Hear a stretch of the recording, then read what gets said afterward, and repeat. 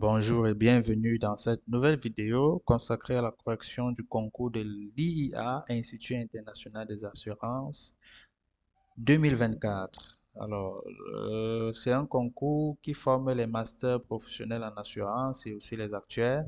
Cette année, le concours de 2024 s'est déroulé et nous nous proposons de vous corriger le sujet de mathématiques en ce jour. Prochainement, on va corriger le sujet d'économie.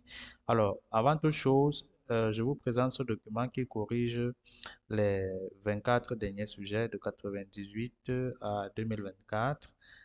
Le concours se fait tous les 2 ans, donc la prochaine édition, c'est pour 2026. Et je conseille toute personne qui souhaite se préparer pour ce concours, de se préparer dès maintenant, parce que si vous vous préparez pendant 2 ans, ça augmente vos chances de réussite. Bien, maintenant, sans plus tarder, passons au sujet de mathématiques. Alors, sujet de mathématiques IA 2024. Ce sujet comporte 4 exercices. Nous avons le premier exercice. Le premier exercice qui est consacré aux mathématiques, c'est 3 points. Le deuxième exercice, c'est le test statistique, notamment le test sur les proportions, qui est 4 points. Le troisième exercice, c'est un exercice sur les probabilités et les variables aléatoires. Probabilités et variables aléatoires, 6 points. Et le dernier exercice, c'est un exercice sur les statistiques descriptives pour 7 points. Je tiens à noter que le conseil que j'aurais donné pour une personne qui composait ce concours, c'est de commencer par l'exercice le plus facile et qui regorge le plus de points, notamment l'exercice 3, qui est facile à faire, ainsi que l'exercice 7, qui est vraiment très facile. Il s'agit des droites de régression. Donc, sans plus tarder, on va commencer par la correction du premier exercice. Alors, on va aller dans notre tableau. Très bien, donc voilà le premier exercice. Premier exercice, 3 points. Donc, E, c'est l'espace vectoriel des applications de R vers R, de classe C infinie, c'est-à-dire infiniment dérivable, c'est-à-dire toutes les fonctions sont dérivables et les dérivées sont continues. Et D, c'est une application de E vers c'est une application qui, à tout élément de E, associe la dérivée de cet élément. Donc, une autre manière de voir ça, c'est que D est une application de E vers E qui, à toute fonction, associe sa dérivée, tout simplement. Donc, il est clair que D est un endomorphisme de E. Donc, c'est une application linéaire de E dans E. Ça, c'est clair parce que, pourquoi c'est une application linéaire de E dans E? Tout simplement parce que si vous calculez la dérivée de la somme de deux fonctions, si vous calculez la dérivée de la somme de deux fonctions, c'est égal à la somme des dérivées. La somme des dérivées. Et aussi, si vous calculez la dérivée d'une fonction multipliée par un scalaire, c'est égal à A fois la dérivée de cette fonction. Donc, c'est naturellement une application linéaire de E dans E. Très bien. Maintenant, euh, première question, déterminer le noyau et l'image de D. Alors, le noyau et l'image de D, il faut noter que la définition du noyau, en guise de rappel, le noyau, n'est-ce pas, ce qu'on appelle Ker de D dans une application linéaire d'un endomorphisme, c'est l'ensemble des vecteurs, donc l'ensemble des fonctions de E, telles que l'image par l'application D, l'image par l'application D égale à 0, d'accord? Donc, dans notre cas d'espèce, c'est l'ensemble des fonctions telles que la dérivée est nulle. Alors, quelles sont les fonctions dont la dérivée est nulle? C'est tout simplement les constantes, fonctions constantes. D'accord? Donc, c'est ce qu'on verra tout à l'heure. Donc, le noyau, c'est l'ensemble des vecteurs pour lesquels l'image par l'application est nulle. Très bien. On demande aussi de calculer l'image. Donc, le noyau, c'est l'ensemble des vecteurs dont l'image est nulle. Maintenant, l'image de D, c'est l'ensemble des vecteurs qui admettent un antécédent, au moins un antécédent. Très bien. Donc, pour répondre à cette question, nous avons préparé un corrigé. Voilà le corrigé, on va voir tous ensemble. Très bien. Très bien. Donc, le noyau de D est constitué de l'ensemble des fonctions f de classe infinie sur R telles que la dérivée est nulle. Donc, le Ker de D est l'ensemble des fonctions constantes sur R, tout simplement. Maintenant, pour trouver l'image de D, comment est-ce qu'on va procéder? On va considérer une fonction dans R et comme la fonction est continue, elle admet une primitive. Toute fonction continue admet une primitive sur un intervalle. Donc, si on appelle f cette primitive de petit f, alors grand F est un élément de E tel que grand F' égale à petit f, ce qui montre que tout élément de E est dans im de D. C'est-à-dire quoi? C'est-à-dire que quand vous prenez n'importe quelle fonction dans, dans E, cette fonction-là appartient à image de D.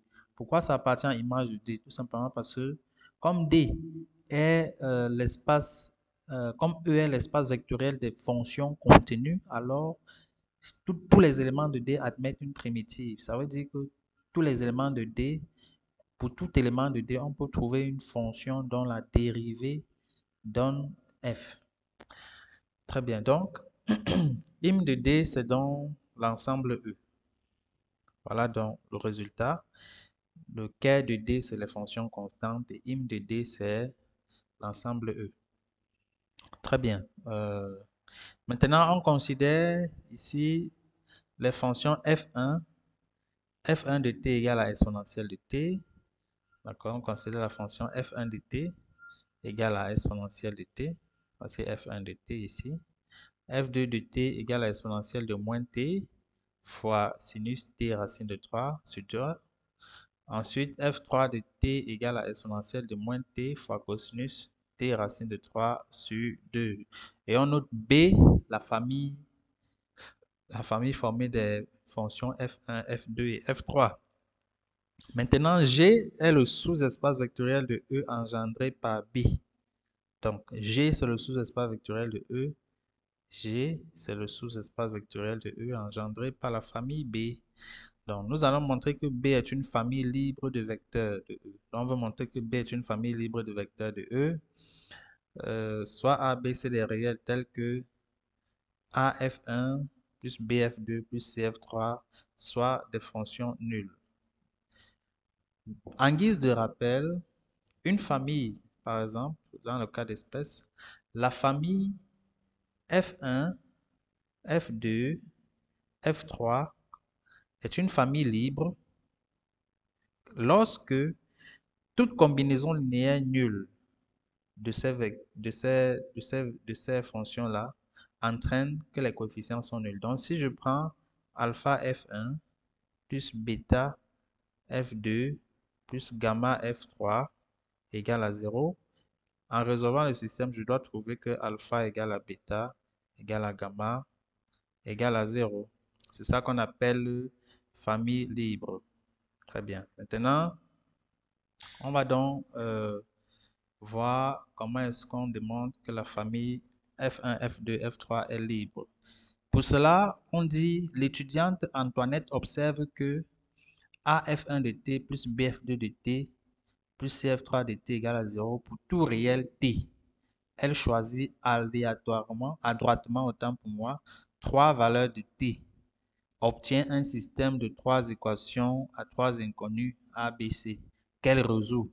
Il ne lui reste plus qu'à conclure. Faites comme elle. Donc, ici on vous dit, considérez 3 valeurs possibles de t pour que cette équation vous donne 3 équations à 3 inconnues que vous résolvez et que vous trouvez dans les valeurs de A, B, C qui seront les inconnues. Donc, on va donc faire comme Antoinette. Pour cela, donc on a prévu corriger pour que ça aille plus vite.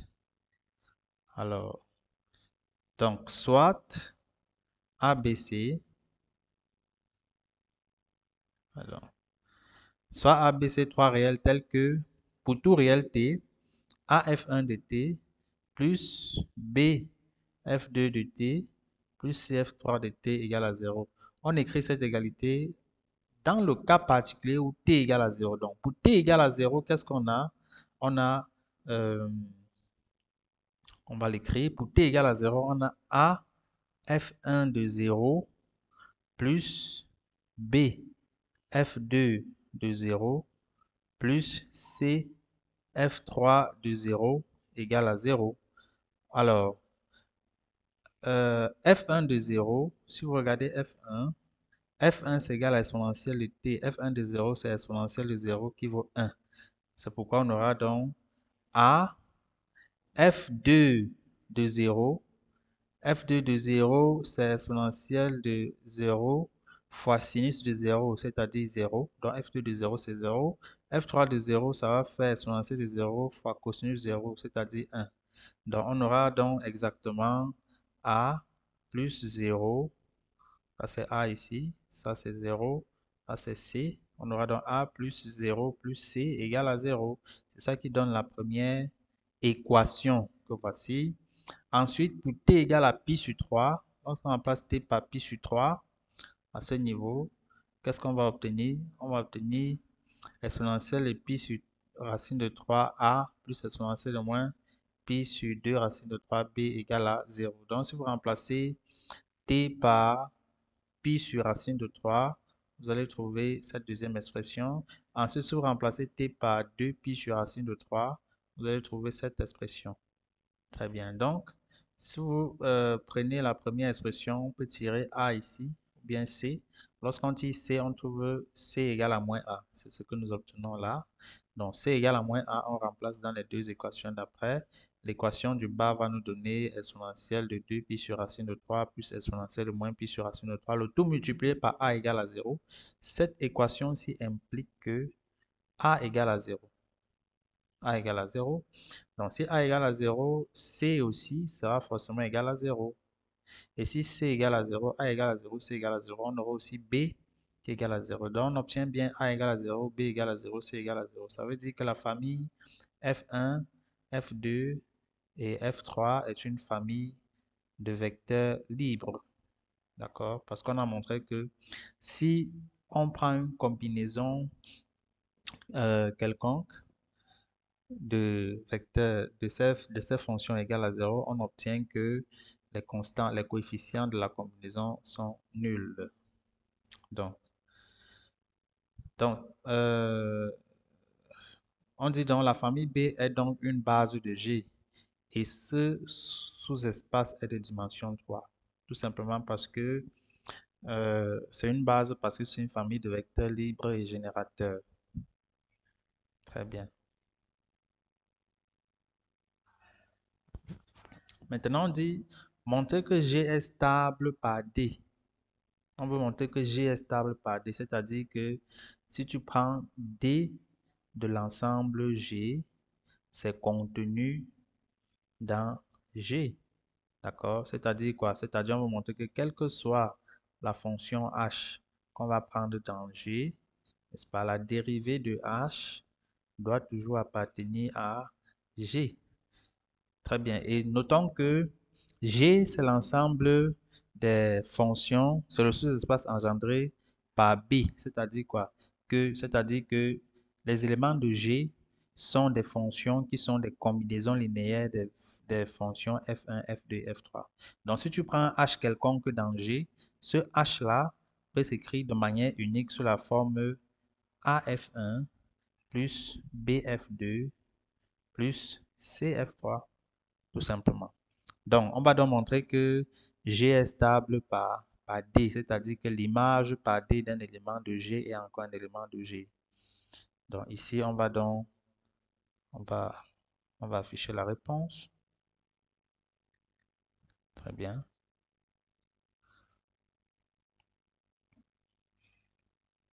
Donc, voilà. Donc, si on commence par calculer D de F1, la dérivée de F1, c'est quoi? C'est F1, d'accord? Parce que si vous prenez dérivée de F1, c'est égal à dérivée de exponentielle de t qui est égal à exponentielle de t. Exponentielle de t, c'est-à-dire f1. Très bien. Ensuite, vous prenez dérivée de f2. Dérivée de f2, c'est égal à quoi? C'est égal à dérivée. F2, c'est exponentielle de t fois sinus de... Sinus de combien? Sinus... Non, exponentielle de moins t sur 2, autant pour moi, fois sinus t racine de 3 sur 2. Exponentielle de moins t sur 2. Bon, on va bien écrire. Donc, d de f2 est égal à dérivée de exponentielle de moins t sur 2 fois sinus t racine de 3 sur 2. Très bien. Donc, voilà d de f2. Donc, la dérivée du produit de deux fonctions, on ne vous rappelle rien. Si vous avez le produit de deux fonctions u fois v que vous voulez dériver, prime, c'est égal à u prime v plus v prime u.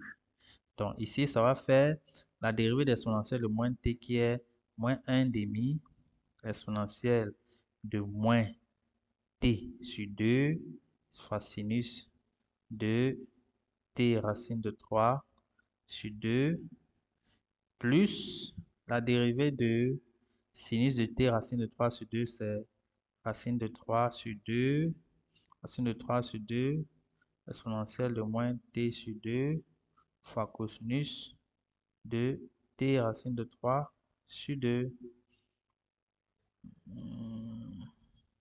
Oui, fois cosinus t racine de 3 sur 2. Donc, vous voyez que ça va donner exactement moins 1 demi de cette quantité-ci. Cette quantité-ci représente f2 de t plus, et cette quantité-ci représente f3. Donc, plus racine de 3 sur 2 fois f3 de t. C'est la raison pour laquelle on dit que d de f2, n'est-ce pas, d de f2 est égal à moins 1 demi de f2, moins 1 demi de f2 plus racine de 3 sur 2 fois f3. Pareillement, si on calcule d de f3 de la même manière, d de f3 serait égal à moins racine de 3 sur 2 fois f2 moins 1 demi de f3.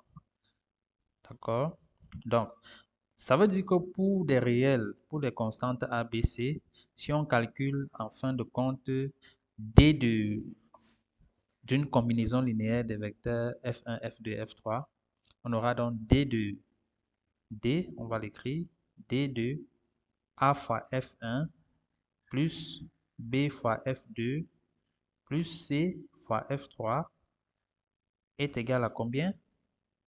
Est égal à la dérivée de la somme, c'est la somme des dérivées. Et si on met la constante sort.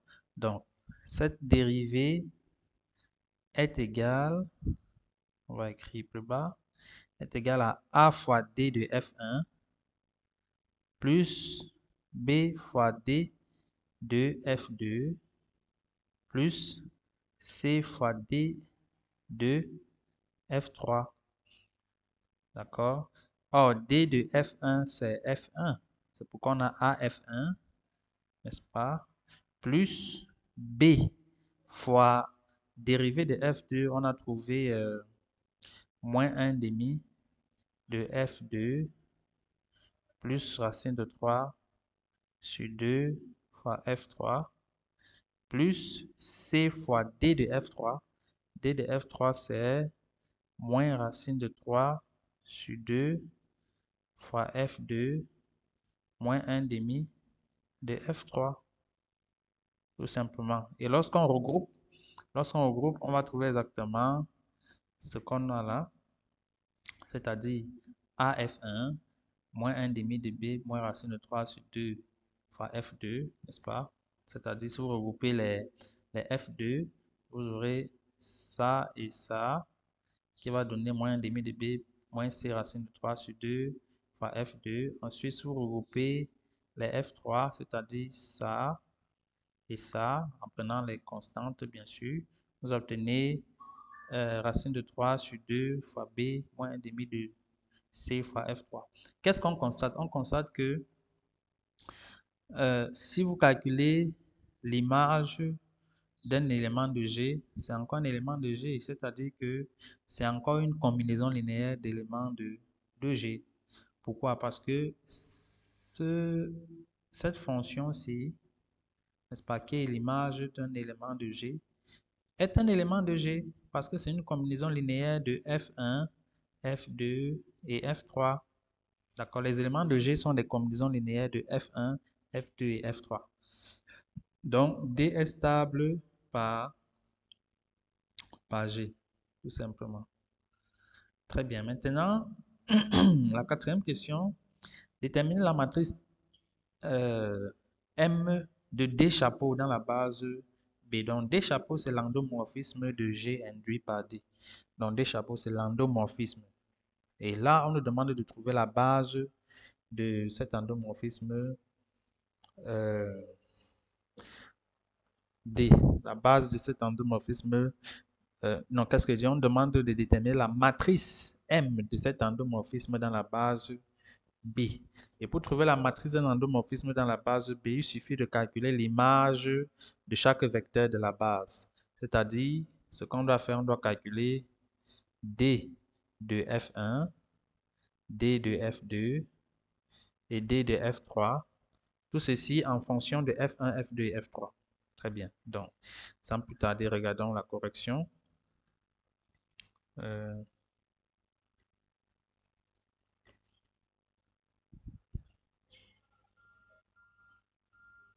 OK.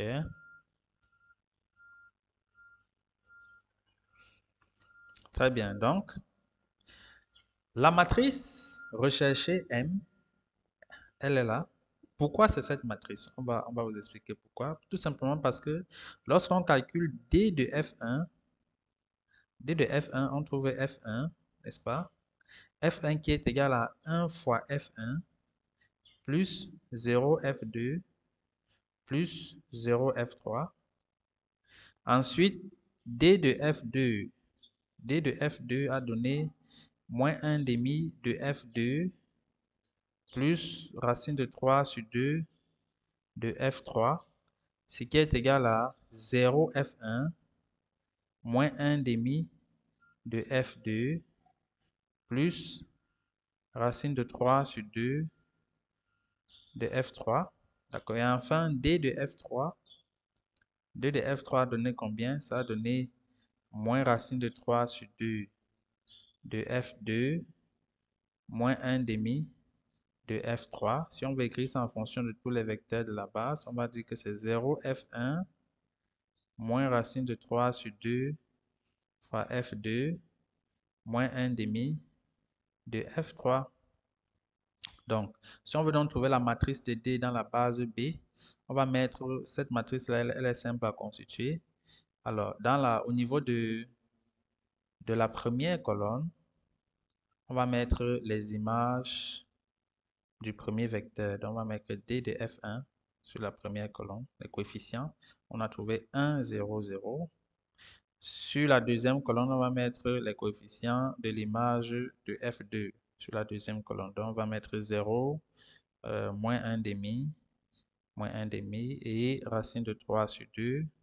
Et enfin, sur la troisième colonne, on va mettre les images de F3 à ce niveau, c'est-à-dire 0, moins racine de 3 sur 2, racine de 3 sur 2, moins 1 demi, tout simplement. Donc, c'est la raison pour laquelle on a cette matrice, qui est la matrice de l'endomorphisme des chapeaux.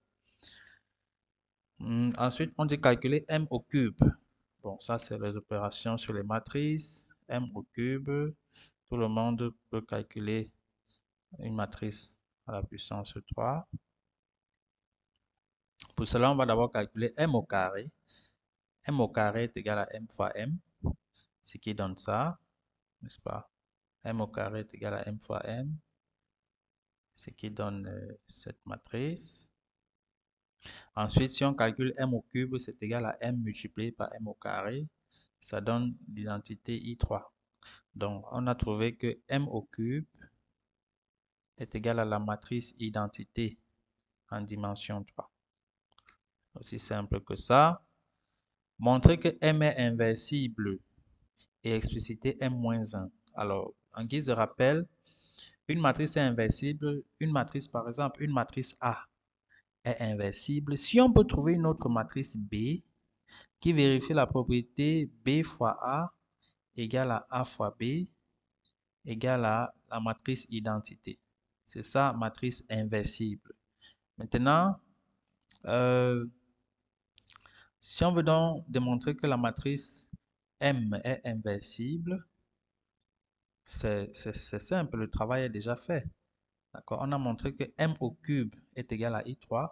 Or, cette relation-ci, cette relation de M au cube, cette relation nous permet d'écrire que M au carré multiplié par M est égal à I3, n'est-ce pas?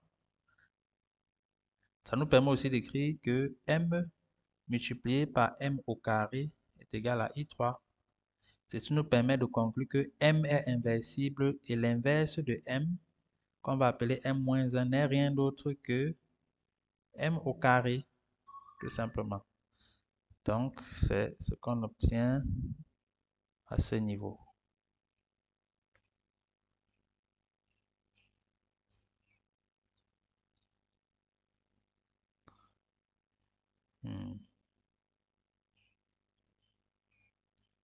Donc, l'inverse de M, c'est M au carré. Mais enfin, la dernière question, c'est exprimer D chapeau moins 1 en fonction de D. N'est-ce pas? Exprimer D chapeau moins 1 en fonction de D, en fonction de D chapeau. C'est-à-dire l'inverse de D chapeau en fonction de D chapeau. Bon, là, c'est simple, hein. C'est-à-dire l'endomorphisme D chapeau. Quelle est sa relation avec D? C'est simple. D'après la question précédente, on vient de voir que M-1 est égal à M au carré. Et on sait que M-1, c'est la matrice, ça, c'est la matrice de D chapeau moins 1, n'est-ce pas? Et on sait que M carré, c'est la matrice de D chapeau au carré. D chapeau au carré, n'oubliez pas, D chapeau au carré, comme c'est un endomorphisme, c'est égal à D chapeau rond D chapeau.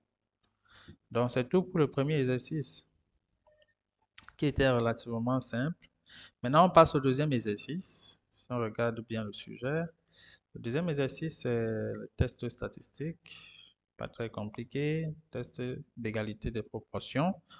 Alors, on dit, pour deux traitements d'une même maladie, on a obtenu les résultats suivants. Pour le traitement A, 280 guéris sur 600 malades traités. Pour le traitement B, 220 guéris sur 500 malades traités.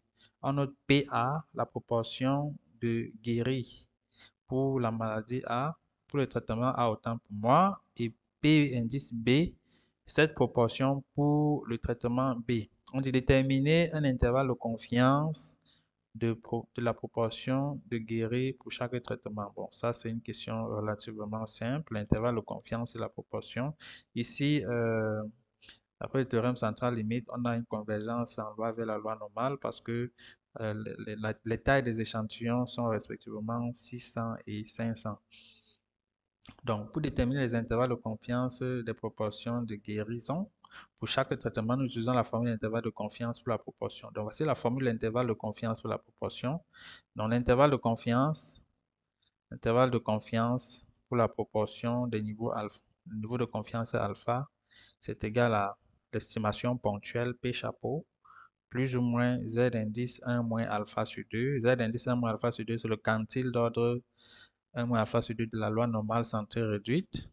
Bien sûr, parce qu'on converge en loi vers la loi normale centrée réduite, fois racine carrée de P chapeau, facteur de 1 moins P chapeau, le tout divisé par la taille de l'échantillon qui est petit 1. Donc, P chapeau, c'est la proportion observée dans l'estimation ponctuelle de la proportion. N, c'est la taille de l'échantillon. Et Z, c'est la valeur critique pour le niveau de confiance souhaité. Bon, pour un niveau de confiance de 95% de la loi normale, Z est égal à 1,96. Donc, pour le traitement A, voilà les calculs. On a P chapeau A. P chapeau A est égal à 280 sur 600, ce qui donne 0,467. Donc, si on calcule l'intervalle de confiance, on applique juste le calcul et on obtient ça. Donc, lorsqu'on fait le calcul, l'intervalle de confiance, c'est entre 0,427 et 0,507. Ça veut dire que on a 95% de chance, on a 95% de chance que euh, la proportion des guéris se trouve entre 42% et 50%. Vous pouvez interpréter comme ça. On fait le même calcul pour B. On fait le même calcul pour le traitement B. On se rend compte que l'intervalle de confiance au niveau de confiance 95% est 0,3965 et 0,4835. Ça veut dire qu'on a 95% de chance que la proportion des guéris pour les malades traités avec le traitement B se trouve entre 39% et 48%. Très bien, donc c'est ça pour la première question. La deuxième question, c'est tester les hypothèses PA égale à PB contre PA plus grand que PB. Ça, c'est un test unilatéral. Ensuite, on a PA égale à PB contre PA différent de PB. Donc, c'est deux tests que nous allons faire à ce niveau. On va faire deux tests d'hypothèse. Revenons donc sur les calculs. Le premier test d'hypothèse, c'est donc PA égale à PB contre PA plus grand que PB. Attention, c'est un test pour deux échantillons indépendants. Ça, c'est deux échantillons indépendants. Donc, la statistique de test pour ces deux échantillons indépendants est donnée par la formule que vous voyez ici. C'est ça la statistique de test. Donc, c'est Z égale à P chapeau A moins P chapeau B sur racine carrée de tout ce que vous voyez là. P chapeau, facteur de 1 moins P chapeau, etc. Et le P chapeau-ci, le P chapeau que vous voyez ici est calculé de la sorte. Donc, c'est le P chapeau dans l'ensemble des deux échantillons mélangés ensemble. Donc, ça, c'est la statistique de test. C'est la statistique de test. Ensuite, P chapeau, c'est la proportion combinée. Donc, on calcule P chapeau égale à 280 plus 220 divisé par 600 plus 500. Ça fait 500 divisé par 1100, ce qui donne 0,455. Donc, si on calcule dans la statistique des tests, Z, ça va donner, lorsqu'on va remplacer, on va trouver 2,077. Donc, maintenant, avec un niveau de signification de 5%, la valeur critique est de 1,645 pour un test unilatéral. Et on voit bien que la statistique de test 2,077 est plus grand que le seuil critique qui est 1,645. Donc, on rejette H0 en faveur de H1. Donc, il y a une différence significative indiquant que PA est plus grand que PB. Donc, on rejette H0. Il n'y a pas égalité. Maintenant, pour le deuxième test, c'est à peu près la même chose, sauf que c'est un test bilatéral. Donc, pour un test bilatéral, au niveau de signification de 5%, la valeur critique de Z est 1,96. Puisqu'on a aussi 2,077 qui est plus grand que 1,96, on rejette également l'hypothèse H0 en faveur de H1. Il y a une différence significative entre les proportions PA et PB. Donc, la différence est significative entre ces deux proportions. Très bien. Maintenant, la troisième question et la dernière, c'est un test de qui 2. Alors là, on dit, en notant X, l'état du malade après traitement, guéri ou non guéri, et Y, le type de traitement, traitement A ou traitement B, détermine le tableau de contingence de X et de Y et tester l'indépendance des deux variables. Donc, on va voir, est-ce qu'il y a un lien? Est-ce que le fait de guérir dépend du traitement ou ne dépend pas du traitement? Est-ce que le traitement est efficace? D'autres termes. Donc, alors, le traitement a guéri 280 personnes sur 600 et 320 personnes n'ont pas été guéries sur 600. Tandis que le traitement B a guéri 220 personnes sur 500. Donc, il y a 280 qui n'étaient pas guéris. Maintenant, si on fait le total en ligne et en colonne, on obtient ceci. Très bien. Maintenant, pour tester l'indépendance, on va utiliser le test de qui 2. Pour le test de qui 2, l'hypothèse nulle H0, c'est l'hypothèse d'indépendance. D'accord? C'est l'hypothèse d'indépendance pour le test de qui 2. Donc, on va tester les fréquences. On a les E indice IJ qui est égal à NI fois NJ sur petit n. Donc, ça, c'est les fréquences théoriques. Fréquences attendues. Donc, voici donc notre tableau des fréquences attendues. D'accord. Et maintenant, la statistique du test est donnée par la formule qui 2 est égale à la somme des effectifs observés moins les effectifs théoriques, le tout au carré et le tout divisé par l'effectif théorique. Donc, c'est le calcul que vous voyez là, que nous avons effectué. On a effectué ce calcul et on trouve 0,78 avec 1 degré de liberté. D'accord?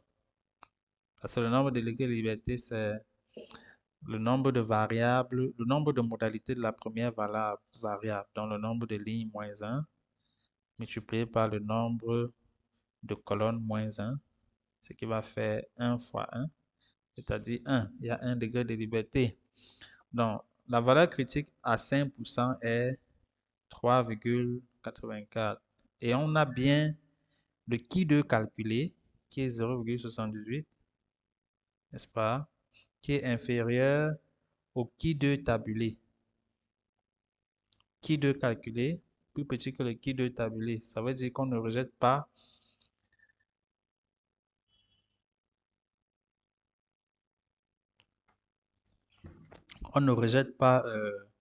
l'hypothèse H0 qui est l'hypothèse d'indépendance. Donc, il n'y a pas de lien entre, il y a indépendance entre les variables x et les variables y. Donc, voilà pour l'exercice 2, le corriger. J'espère que vous avez saisi. Mettez en commentaire si vous avez des incompréhensions ou bien des questionnements. D'accord? Donc là, on va passer à l'exercice 3. Pour moi, c'était l'exercice le plus facile, à mon sens. Très bien. Donc, revenons un peu. Alors, voilà l'exercice 3. C'est un exercice de probabilité variable aléatoire de nombrement. Très bien. Donc, on dit ceci.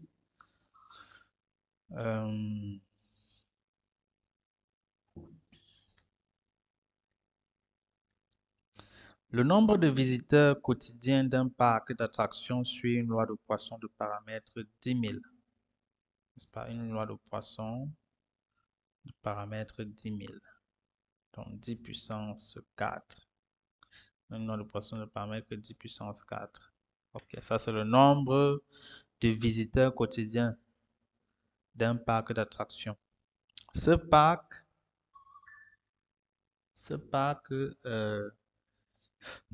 a 10 portes d'entrée.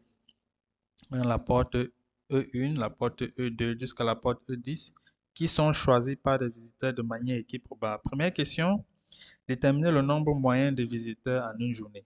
Alors, quel est le nombre moyen de visiteurs en une journée? Là, la réponse a déjà été donnée. Vous savez que lorsqu'on donne la loi de Poisson, de paramètre lambda, le paramètre de la loi de Poisson, c'est la moyenne, n'est-ce pas? Paramètre lambda. Alors, l'espérance, donc si vous avez une variable aléatoire x qui suit une loi de Poisson de paramètre lambda, alors la valeur moyenne de x ou encore l'espérance mathématique de x, c'est lambda. Donc, dans notre cas, ici, pour la première question, le nombre moyen de visiteurs est de 10 000, c'est-à-dire 10 puissance 4. Très bien. Ensuite, la deuxième question, c'est quelle est la probabilité qu'un visiteur donné se présente à l'entrée E1? Quelle est la probabilité qu'un visiteur donné se présente à l'entrée E1? Cette probabilité, c'est la probabilité de choisir l'entrée E1. Or, les portes sont choisies de manière équiprobable. On a une chance sur 10 de choisir la porte E1. Troisième question, on désigne par X1 le nombre de visiteurs entrant par E1 en une journée. Donc, X1, c'est le nombre de visiteurs entrant par E1 en une journée. Trouvez la loi de X1, calculer son espérance et sa variance. Alors, la loi de X1 est facile à trouver parce qu'en une journée, on a 10 000 visiteurs au parc et parmi les 10 000 visiteurs-là, aucun, n'est-ce pas? Il peut arriver qu'aucun ne passe par la porte E1, comme il peut arriver que euh, une seule personne choisit de passer par la porte E1, comme il peut arriver que sur les 10 000 là, seulement deux personnes passent par la porte E1, comme il peut arriver que sur les 10 000 personnes, seulement trois personnes passent par la porte E1, et ainsi de suite, comme il peut aussi arriver que tous les 10 000 personnes décident de passer par la porte E1. Donc ça, c'est X d'oméga 1, l'univers image. X1 d'oméga, l'univers image de X1. Et on voit donc que X1 va suivre une loi binomial de paramètres 10 000 et 1 sur 10, qui est la probabilité de choisir la porte E1. Donc maintenant, pour calculer l'espérance et la variance de cette variable aléatoire, on sait tous que si vous avez une variable x qui suit une loi binomiale de paramètres n, p, alors l'espérance mathématique de x est égale à np et la variance de x est égale à np facteur de 1 moins p. C'est ça, c'est connu. Donc, à ce niveau, on peut donc dire que l'espérance mathématique de x1, c'est égal à 10 puissance 4 multiplié par 1 sur 10, ce qui va donner alors, 1000, donc 10 puissance 3. Et la variance de x1, n'est rien d'autre que npq, donc 10 puissance 4 fois 1 sur 10 fois 9 sur 10, ce qui va donner 900, tout simplement. Donc, voilà l'espérance et la variance des, de cette variable aléatoire. On dit maintenant, sachant qu'un visiteur sur 10 se débrouille, question 4, sachant qu'un visiteur sur 10 se débrouille pour entrer sans payer, calculer le nombre moyen de visiteurs ayant payé par E1. Alors, le nombre moyen de visiteurs ayant payé par E1, c'est quoi? C'est la moyenne.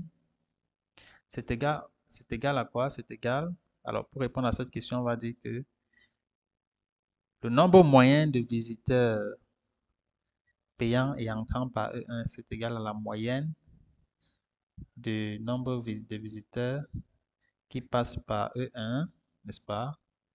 Multiplié par, euh, par la probabilité ou bien la proportion de ceux qui payent. Alors, la proportion de ceux qui payent, c'est 1 moins 1 sur 10. 1 moins 1 sur 10, ce qui va faire en fin de compte 10 puissance 3 multiplié par 9 sur 10, ce qui donne 900. Donc, on a en moyenne 900 visiteurs qui passent par qui entrent par E1 et qui payent. Très bien.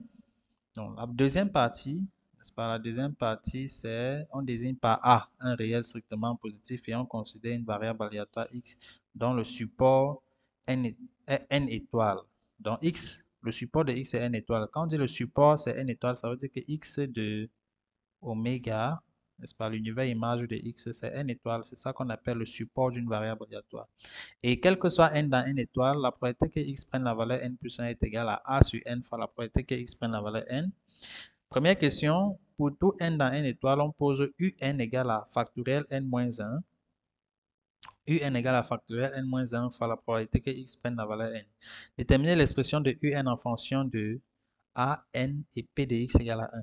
Bon, ça, ce n'est pas très compliqué. On veut donc l'expression de un en fonction de a, de n et de p de x égale à 1. Pour ce faire, nous allons procéder comme ceci. On va dire tout simplement que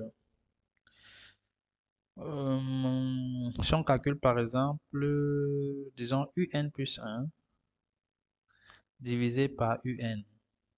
Si on calcule ce rapport, ce ratio, UN plus 1 est égal à quoi? C'est égal à factoriel n multiplié par P de x égale à n plus 1. D'accord? Le tout divisé par factoriel n moins 1 multiplié par P de x égale à n.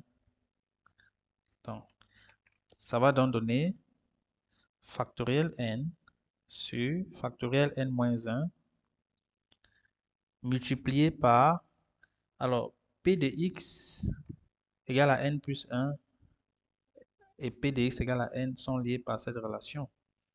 Vous voyez cette relation ici? Cette relation permet d'écrire que P de x égale à n plus 1 sur P de x égale à n. Ce ratio est égal à A sur n. Donc, à ce niveau, on peut multiplier par A sur n. N'est-ce pas? On peut multiplier par A sur n.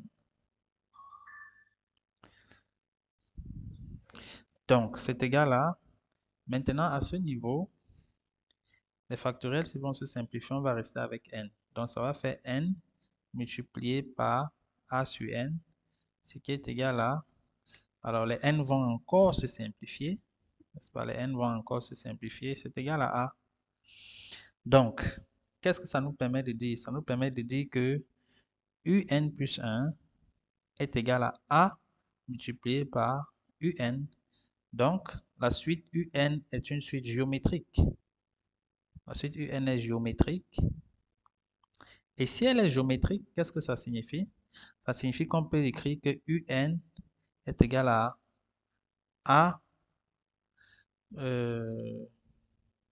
puissance n-1 fois UN. N'est-ce pas? C'est-à-dire que UN est égal à A puissance n-1 fois U1. U1 égale à quoi? Si vous regardez bien, U1 est égal à factoriel 0 fois P de x égale à 1. Fois factoriel 0 fois P de x égale à 1. Ce qui va donner A puissance n fois P de x égale à 1. Donc la conclusion, A puissance n moins 1 autant pour moi. Donc, la conclusion finale, ce qui était recherché, on va dire que UN est égal à A puissance n moins 1 multiplié par P de x égale à 1. Voilà. Très bien. Maintenant, on dit déterminer, utiliser le fait que x d'oméga égale à n étoile pour déterminer P de x égale à 1. Puis donner la loi de x. Très bien. Donc, lorsqu'on dit x d'oméga égale à n étoile, qu'est-ce que ça veut dire? Si on veut utiliser ça, si x d'oméga égale à n étoile et que x est une variable aléatoire, ça veut tout simplement dire que la somme des probabilités que x prenne la valeur n dans n étoile, donc la somme de toutes les probabilités des événements élémentaires possibles n'est rien d'autre que 1. D'accord? Ce n'est rien d'autre que 1. Et une fois cela dit, ça veut tout simplement dire que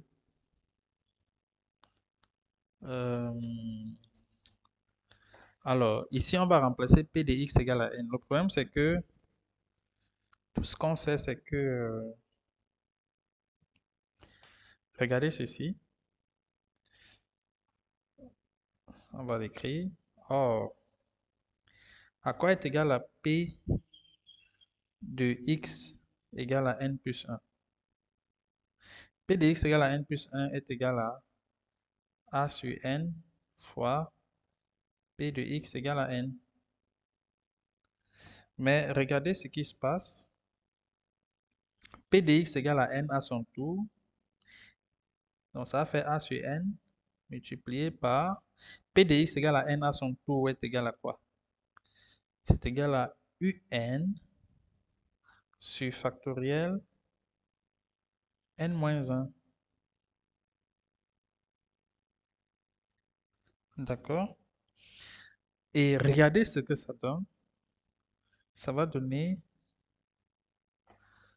on va multiplier A fois un, tout divisé par n multiplié par factoriel n moins 1. C'est-à-dire A multiplié par, regardez, un est égal à A puissance n moins 1 fois P de x égale à 1, le tout divisé par factoriel n. Donc, on trouve que P de x égale à n plus 1 n'est rien d'autre que A puissance n sur factoriel n multiplié par P de x égale à 1. Ça, c'est P de x égale à n plus 1. Très bien. Une fois qu'on a ça, on peut dire tout simplement que notre P de x égale à n, qui est dans notre somme, est égal à A puissance n moins 1 sur factoriel n moins 1, d'accord, fois P de x égale à 1. Et donc, cette somme-ci devient somme n dans n étoile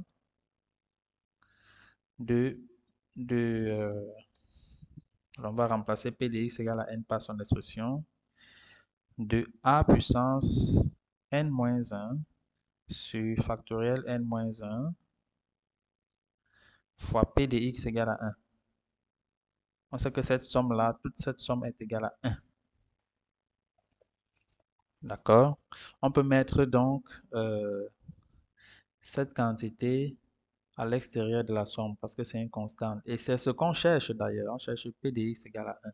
Donc, vous voyez que ça nous permet d'écrire P de x égale à 1 multiplié par la somme n appartenant à n étoile de A puissance n moins 1 sur factoriel n moins 1 égale à 1. Égale à 1. Et regardez ce qui se passe. On peut faire un changement d'indice ici. Si on fait un changement d'indice, on va dire que c'est P de x égale à 1 multiplié par la somme.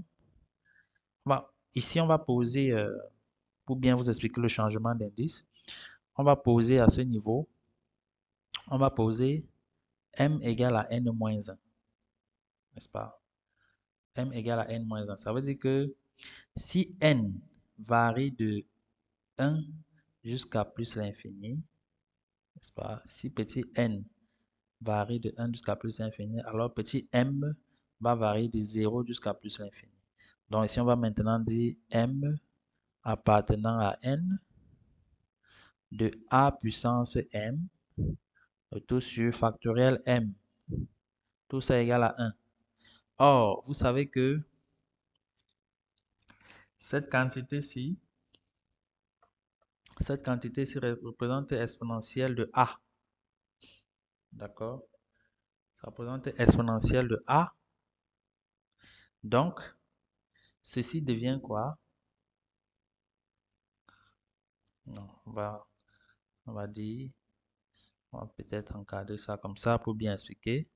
Cette quantité-ci représente exponentielle de a. Ça veut dire que ceci devient P de x égale à 1 multiplié par exponentielle de a, tout ça égale à 1. Ça veut dire que P de x égale à 1 n'est rien d'autre que 1 sur exponentielle de a, ce qui est égal à exponentielle de moins a.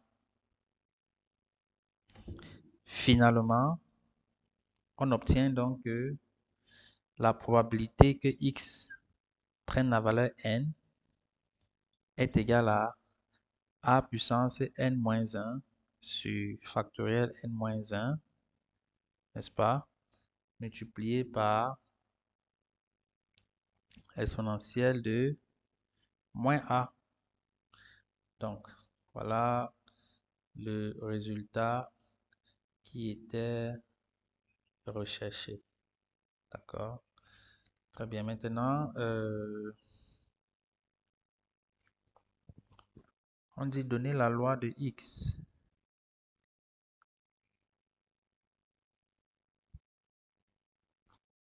Donner la loi de x. Donc, comment on fait pour donner une loi de probabilité? Une loi de probabilité est la donnée de deux choses. Pour donner la loi de x, on dit la loi de x est donnée par son support qu'on appelle x d'oméga, qui est n étoile, n'est-ce pas? Ça, c'est la première des choses. La deuxième des choses, c'est quel que soit n qui appartient à n étoile, la probabilité que x soit égal à n est égale à a puissance m-1, pardon, n-1, autant pour moi. Donc a puissance n-1 exponentielle de moins a de tout sur factoriel n-1. C'est ça donc la loi de x. Maintenant, la dernière partie de la question, c'est on pose y égale à x-1, reconnaître la loi de y et donner l'espérance et la variance de y, en déduire l'espérance et la variance de x.